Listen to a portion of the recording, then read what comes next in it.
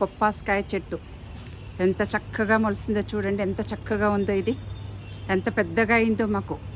ఇది విత్తనాలు మన ఇంట్లో ఉన్నప్పుడు పొప్పడికాయకు వస్తే వచ్చినాయి కదా, దాంట్లోతోనే చల్లితే మొలిసింది. ఇలా నాకు ఒక 3 చెట్లు మొలిసాయి, 3 ఇట్లల్లో ఉన్నాయి.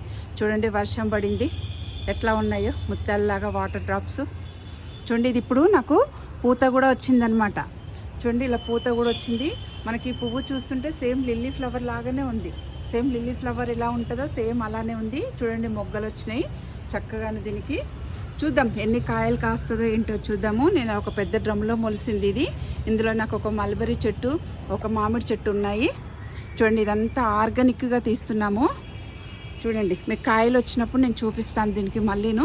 ఇప్పుడు పూత మీద ఉంది చక్కగాను, కానీ ఎన్ని కాయలు వస్తుందో ఎన్ని చూద్దాం. చెట్టు మాత్రం చక్కగా ఫ్రెష్గా పెరుగుతూ ఉంది, హెల్తీగా ఉంది చెట్టు. అంతా ఆర్గానిక్, కెమికల్స్